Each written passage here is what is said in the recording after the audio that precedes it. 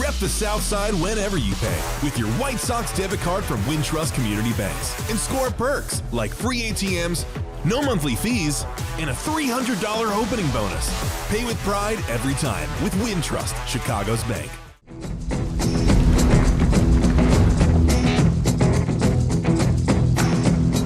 Hey everybody, it's Chuck Garfien. Welcome to the White Sox Podcast. It is brought to you, as always, by our great friends at Wintrust, Chicago's bank.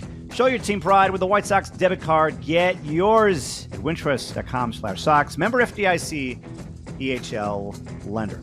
Okay, at a time here in September when most last place teams have nothing to play for, the White Sox just finished a stretch where they played 17 games in a row without a day off. And they won 7 of their last 8 games, all 7 wins, comeback wins, and the only loss was to 𝗵𝗏𝗃𝗀𝗃, who's probably going to win the Cy Young Award for the Tigers. Now, you might be saying, it's just 8 games late in the season. It doesn't matter. Oh, it matters. And not just these 8 games the White Sox have played.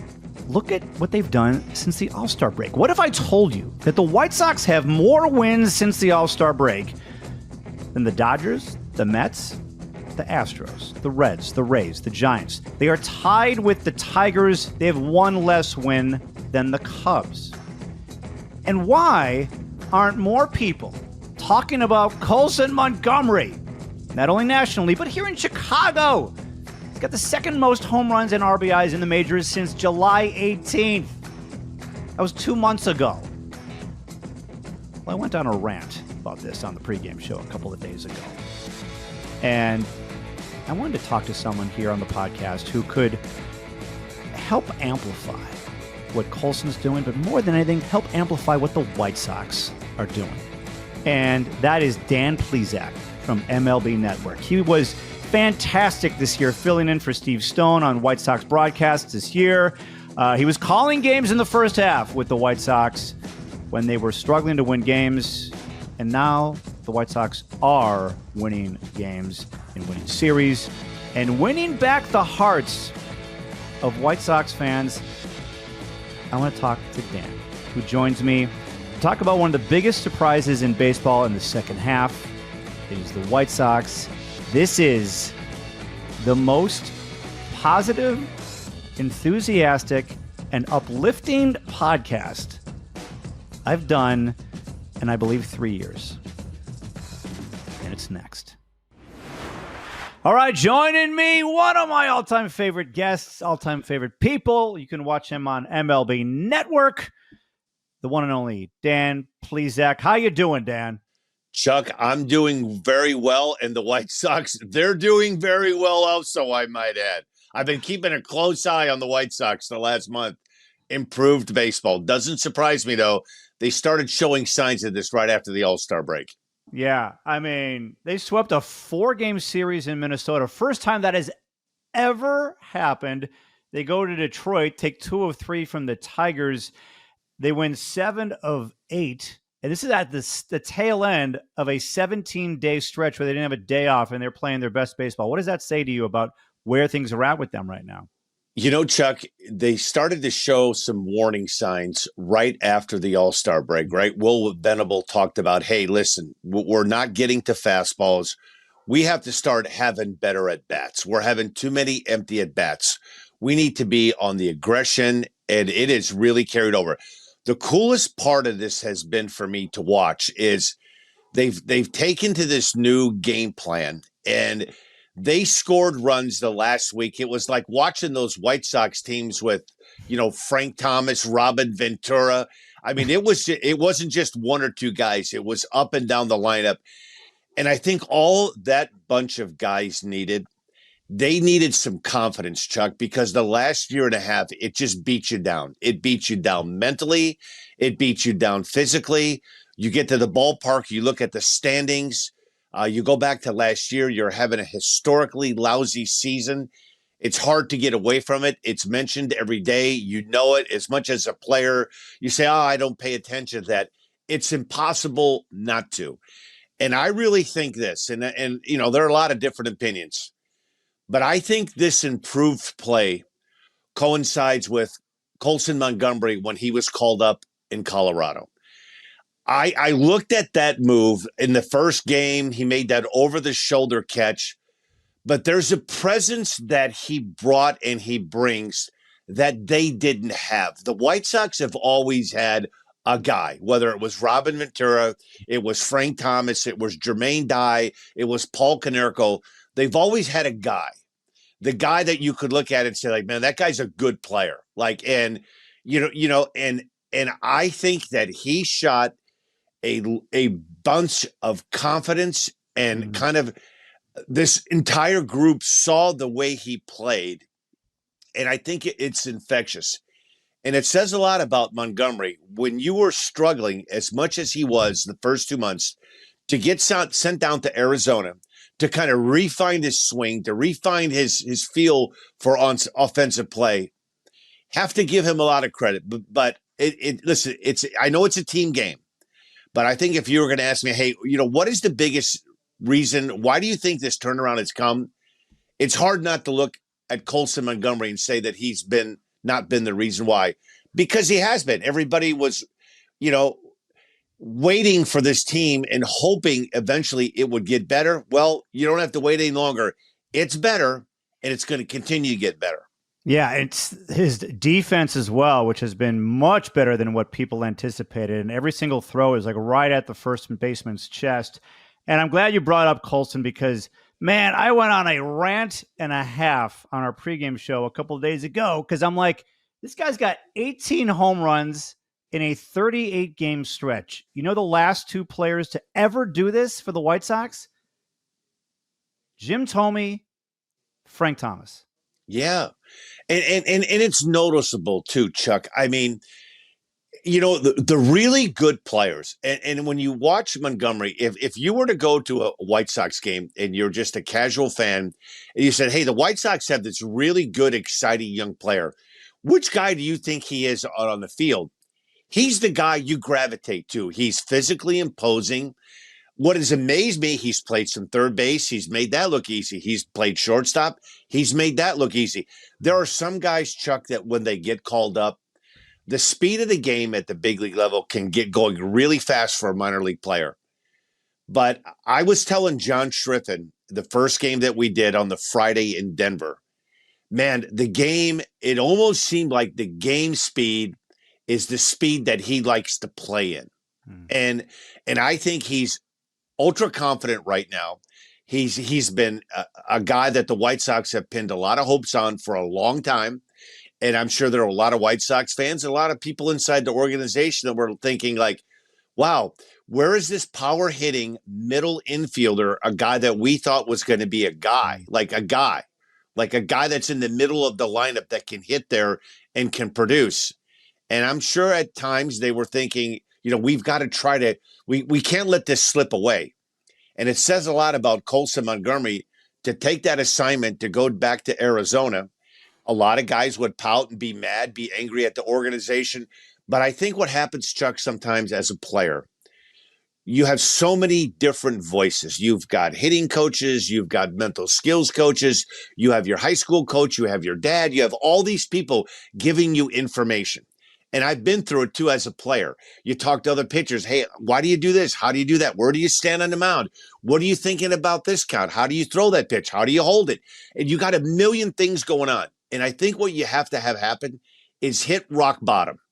You have to hit rock bottom and say, okay, I've got to hit the reset button on all cylinders, right? I'm not the player I thought I was. I know that I am that player, but I can't figure it out. I need some help figuring it out.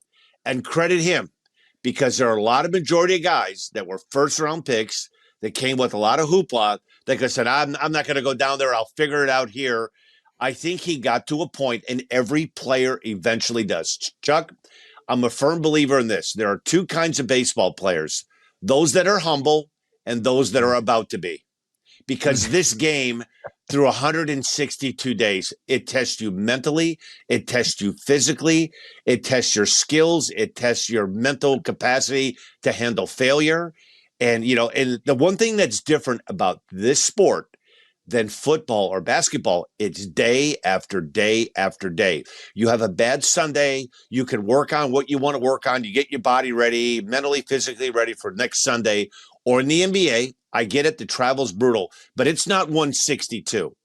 And this thing is a grind, Chuck, and it wears on you. And I'm happy for him because I've watched a lot of games since I did the 21 games on TV. And to watch I'm a huge body language guy. And when you see him, his chest is out, his head is held high, whether he strikes out. And if you'll watch in between, like if he makes an out, makes the last out of the inning, he doesn't pout. He gets out to shortstop. He takes his throws between innings, and he does it with some effort. He's got it figured out right now, Chuck. Now the thing is for him, he's got to figure out what he has and figure out how to keep it. And hang on to it, because you only rent it for a while, right? But you just got to be able to figure out, like, okay, what are my basics that for my swing, for my positioning, for my throwing, what do I have to do every day? A little 5-minute cleanup to make sure that you stay in that mojo. And he's found it right now. His stats are staggering to me. I mean, his right now, as we sit here, he's second in the majors in home runs and RBIs since the All-Star break, second to Kyle Schwarber, okay? And he's clutch. 2 of his home runs have been hit in a tie game. 9 have come in a 1-run game. 14 of his 38 have been in a 2-run game or less. And he's a rookie doing this, batting 3rd, 4th, 5th with all this attention, hoopla, and spotlight. What does that say about him? It says that he likes the moment. I really think deep down, you go back, you look at his background, terrific high school basketball player, 2 sports star. 3, he was a football player too. Bingo. and I think what he is right now, and this is, I don't like saying this because it's not a fair statement when a guy's hurt or been struggling. He's what the White Sox thought they were getting in Louis Robert, a guy that was a middle of the order bat, a guy that the opposing team looks at that lineup. And trust me, the word's out on Colson Montgomery right now. Listen, I mean, he's not just going anonymously right now. Teams are game planning, pitching coaches. They're going over, hey, what do we want to do? The cool part about this to me is he's had some really good at-bats off of lefties. And you touched on it, Chuck. He has the knack for coming up big in big spots in the 7th, 8th, and 9th inning.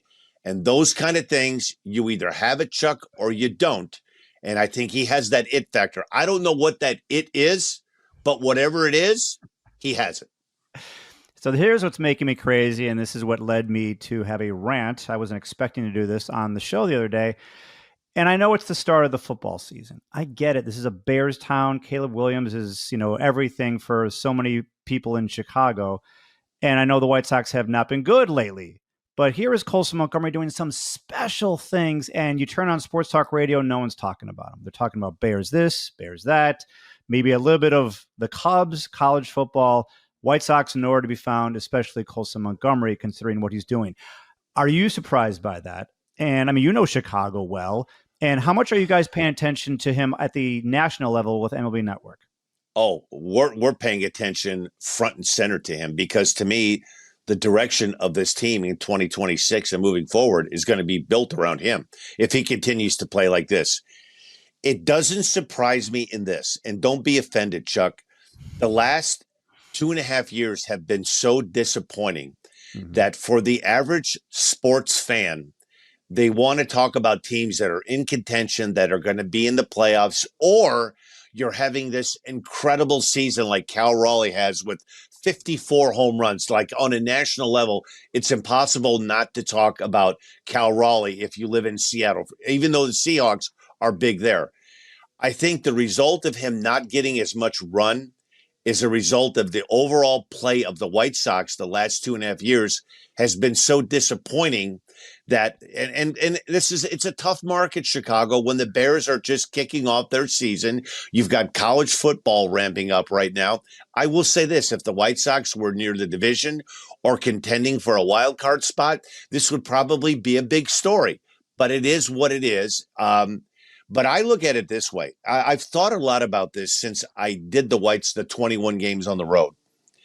This is a sleeping giant organization, that there is a legion of White Sox fans out there that can't wait to put their caps in their jackets and get back out to Guaranteed Rate Field and to feel good about and feel proud about a team that they feel that can be competitive and that can win some games.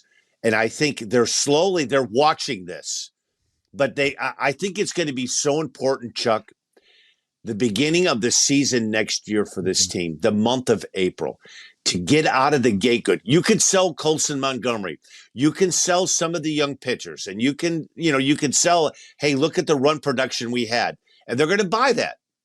But if you get off to a slow start and you have an April where you go 5-20, everybody's going to forget about that again. So I as cool as this is, but I do know this from doing those games, and part of it is growing up a White Sox fan, and my entire family are all things White Sox. And I get text messages every day from relatives saying, could you see Montgomery hit 16? He hit number 17. They 4-game sweep of the Twins. They know, Chuck. They just want something to really make them open up the window and scream, let's go White Sox. Do you know what I mean? Like they don't want a month of September, and it's the casual fan will say, well, most of the teams are out of it. We've seen this before. Teams have a good month of September. They're still not even going to be close to being a 500 team. Why am I going to get excited?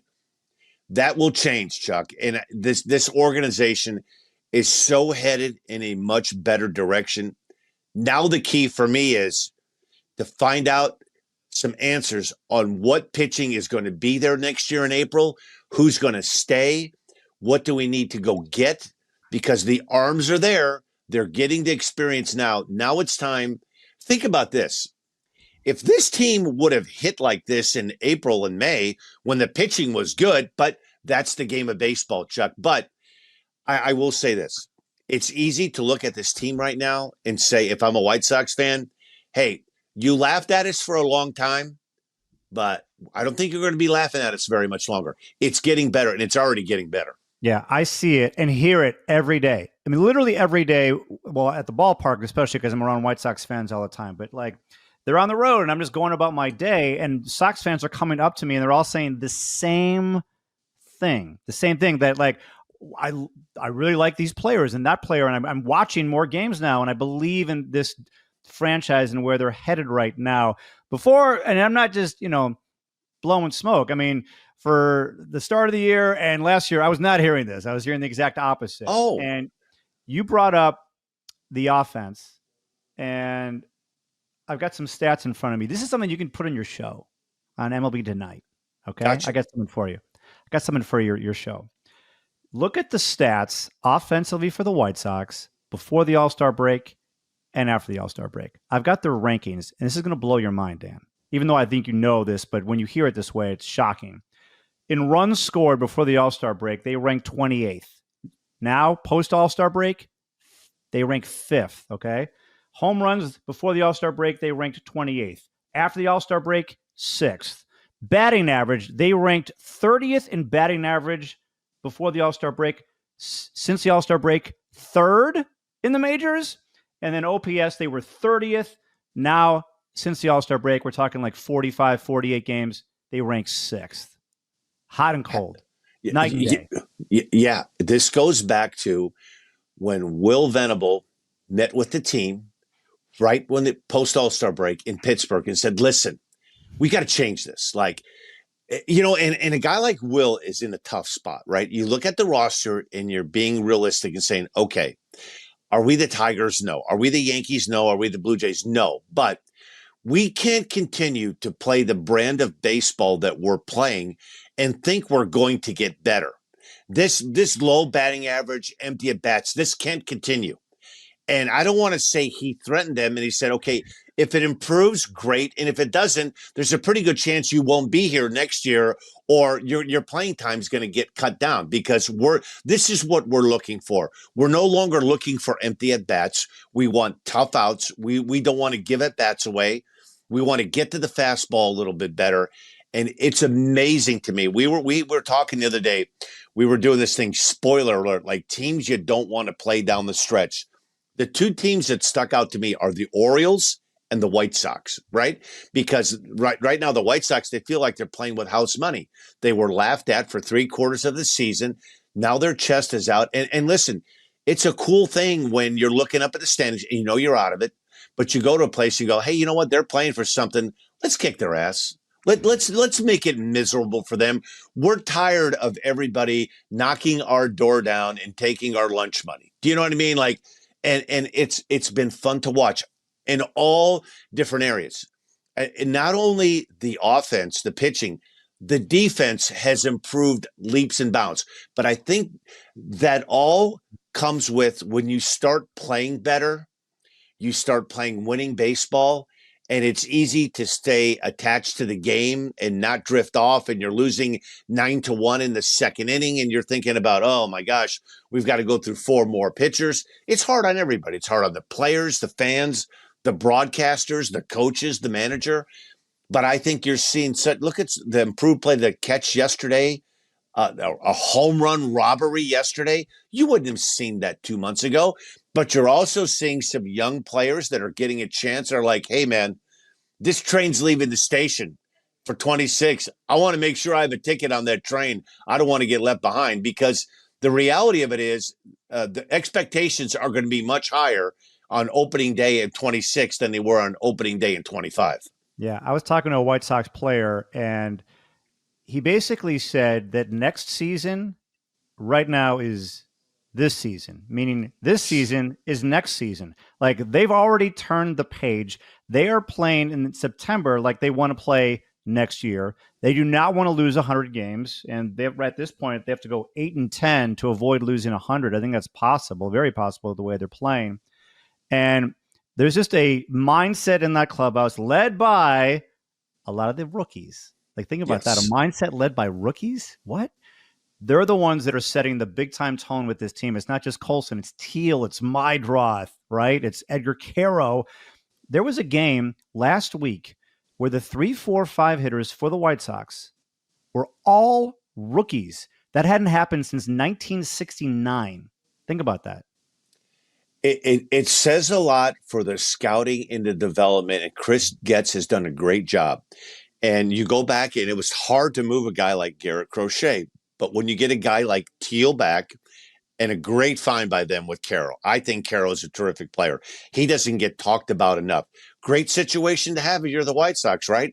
You've got a left-handed hitter that can hit for power. It's a good catcher. You've got a righty in Carroll. That's a great problem to have. Switch hitter. Yeah, I mean, eventually it will work itself out, right? But you bring in Colson Montgomery, and now you see the appeal of a guy like Chase Meidroth. You know, we talked about him a couple of weeks ago when I did your podcast. Like, you look at him physically, he's not imposing. He doesn't profile what a middle infielder looks like. He kind of looks like a combination of 𝗵𝗏 and Steve Sax. You know what I mean? He's like not real big, but he just makes the plays. Like, people ask, hey, what kind of player is? I said he's just enough.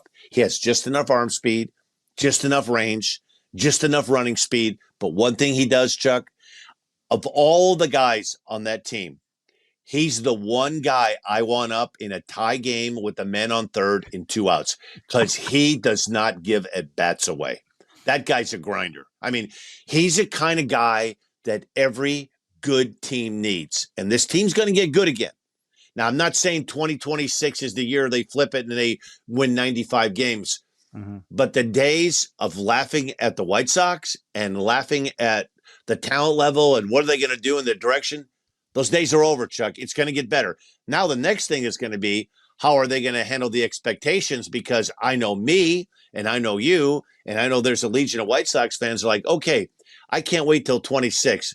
You know what? So I want, make me believe that August and September weren't just lucky. Make me believe. And if they do, you're going to start seeing those seats at the rate getting filled again. This portion of the podcast brought to you by Toyota. Let's go places.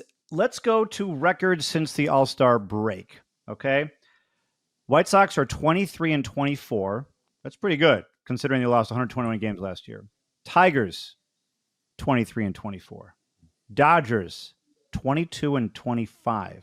Astros 22-26. The Mets are 21-25. The Cubs a game over, 24-23, one game behind the White Sox. The Twins are 16-31.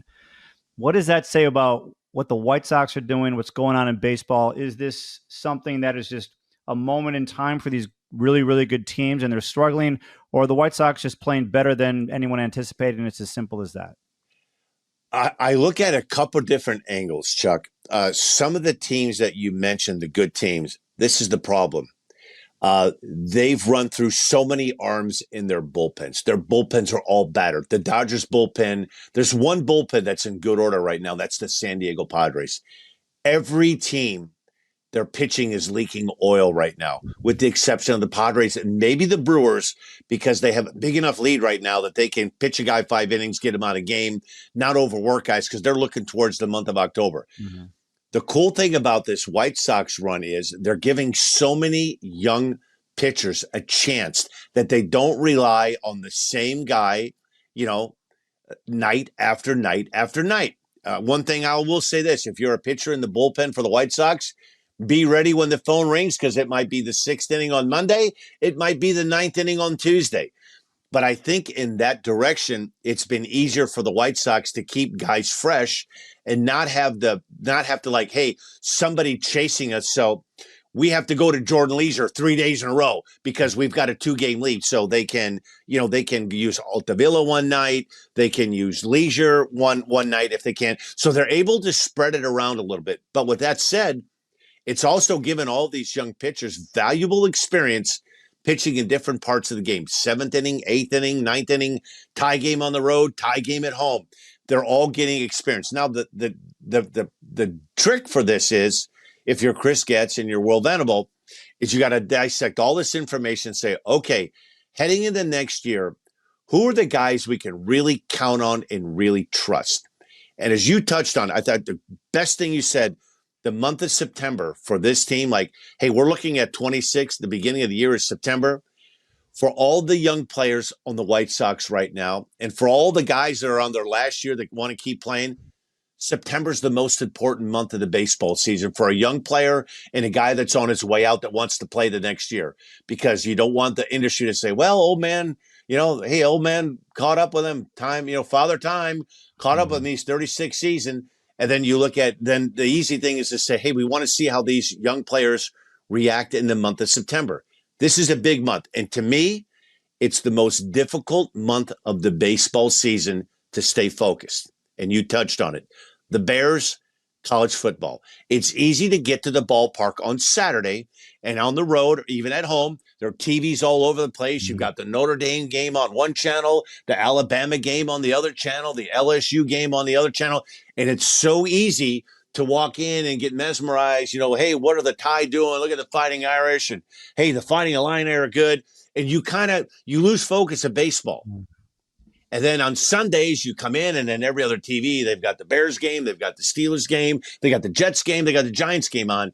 It's easy in September to go like, whew, it's almost over. You get there on the weekend, like, hey, I'm going to get there early. I'm going to go watch the Notre Dame game. And you lose focus on the fact that you're there to play baseball.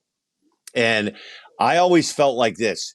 You can make a lot of hay in April when it's cold in the Midwest and Northeast, because players don't want to play when it's cold. So for all the pitchers out there, embrace the cold because guys don't want to hit, and you can get off to a really good start and stay focused in the month of September, because a lot of teams that are out of it, they're counting the days. They know they have 22 games left. There's only 3 more weekends. They're going to go home. They're already planning their hunting trip. They're already planning their golf trip. But if you're a young player on the White Sox, don't worry about that till October 1st. Concentrate for 3 more weeks, because in those 3 weeks, you could have a job next year or you could lose yourself a job, because the next 3 weeks, the last impression that you make is one that lasts with Will Venable, with 𝗵𝗂 𝗍𝗃. They want to see how you finish. And I think this is a big 3-week stretch for the White Sox. Like you talked about 8-10 to avoid losing 100 games. If I'm on the White Sox right now and they've got 18 games left, I'm thinking, you know what? Let's go 14-4. Let's go 14-4 and really get some momentum. And by watching those games in Minnesota and watching over the weekend in Detroit, Man, they're playing with enthusiasm. They're playing like they don't know there's 3 weeks left in the season. And credit Will Venable and that coaching staff for that, because the effort. I'll say this: when I broadcast my first game at Citi Field, and I looked at the 1-loss record, and I thought walking in, I've been in a lot of clubhouses where I thought, boy, this is going to be. And I walked in, and there were guys hitting in the cage. It has never been about lack of effort with this White Sox team. It's been some part lack of talent. It's been some part lack of injuries. But they hired the right guy in Will Venable. And I think he's going to be around when this ship gets turned around. It's halfway turned around right now, Chuck. It was heading out to Lake Michigan, and it's at Navy Pier, and it's starting to come back. It's not fully out, ready to head back out to sea, but it's getting there. I'm glad you brought that up about how they're playing in September. And I had referred to it earlier, but I think it deserves to be brought up again because this, and I love how you described September. When you go into a clubhouse, these guys are human beings. Football's on. This is on. They're almost at the finish line. They're in last place. You're thinking about, oh, I'll be able to be with my family. I mean, these are real people, right? They're not robots. And yet, and I've been in the clubhouse the last couple of years in September, and you can tell they are counting the days for when. But this team, for them to play 17 days in a row in August and September, they went 10-7 total, and they started off poorly, okay? And then for them to turn it around, win 7 of 8, and the only game they lost was to 𝗵𝗃 Oh, wow, right? That shows you where this team is at right now and where they could be going. It's really, really impressive when you go a little deeper into the weeds and see what they are doing right now, considering what's happened for 2.5 seasons prior to this. I mean, it's been a dramatic turnaround post All-Star break. And really, it started in Pittsburgh. And they've continued to ride this wave of momentum. And the cool thing about this is when I've watched the games, since I've broadcast the 21 games, I've kind of turned myself into a White Sox fan again. And I find myself, when I get off the air, I go home at night, I watch the games. And I just love the fight. I love the intensity. And I like what I'm seeing. Now they just got to hang on to this for 3 more weeks. And for those guys that don't want to be part of that, they're going to be left off on the side of the road because there are jobs to be won and there are careers that can be made in the next 3 weeks. Colson Montgomery went from, oh my gosh, what's wrong with him, to, okay, he's going to be on the mural outside the rate next year and he's going to get a lot of endorsement deals. It can turn fast. And my advice for the young players, pay attention for 3 more weeks because this train is about to leave the station and they don't know who's going to be on it. If you want to be on it, you play your way on it. If you don't, they're going to find somebody else because I think now they're getting a taste of, okay, we're going to have some tough decisions they got to make with young players, and it's coming. But you better be on board because if you're not, this train's moving. The days of being the laughing stock of the AL Central in the American League and worrying about, hey, are we going to set a record for losing games? That's in the rearview mirror. That's gone. People had a lot of jokes, and you had to take them as a White Sox fan, as a White Sox player. You had to take them because it was hard not to look at the record. But that's changing. And that's what's going to make this. I'm telling you, Chuck, there's going to be a day next year that you're going to go there on a Friday night, and it's not going to be because it's a promotion night. It's because this team is playing well, and there's going to be that mojo back at the rate, and you're going to see White Sox hats, and you're going to see White Sox jerseys and T-shirts because they're all waiting to bring them back out again, Chuck. They just need a reason to get them out of the closet, put that hat back on, and walk over to the rate and start doing nah, hey, goodbye, like they know they can do it. Well, listen, this has been the most positive White Sox podcast I have done, thanks to you mainly, in like 3 years. Like this gets me so excited because not only just because of what you're saying, it's how you're saying it, and I believe it, and it's true. It is, Chuck. The worst is over. And a lot of jokes, and you've had to take a lot of crap from a lot of different people in a lot of different cities, and you kind of just have to take it. But you're not going to have to take it much longer because it's already starting to go the other way. All right. Dan Plesac, the best in the business. Watch him on MLB Network. It's Monday through Friday, right? Monday. I'm going to be on tonight, 4 to 6 Central Time. Same channel, MLB Network. Me, Greg Amsinger, and Harold Reynolds. We're doing it Monday through Friday, 5 days a week. Love it. Love it. What a team you guys are. Dan, thanks for coming on and talking about your favorite baseball team on the planet. Listen, the cat's out of the bag. After I did the 21 games, I'm like, I'm not supposed to have favorite teams or favorite players. To hell with it. White Sox and Colson Montgomery. I'm all in. Go ahead and fire me, MLB. No, they should promote you. All right. Dan Plesac on the podcast once again. Thank you so much. And by the way, Hawk Harrelson celebrated his 84th birthday last week. And that deserves a 𝗻•cie hell yes. Stretch, get on back there. Get on back there. He looks up. You can't put it on the board. Yes. All right. Hawk Harrelson, take it away. All right, Chuck, this edition of the White Sox Podcast is over.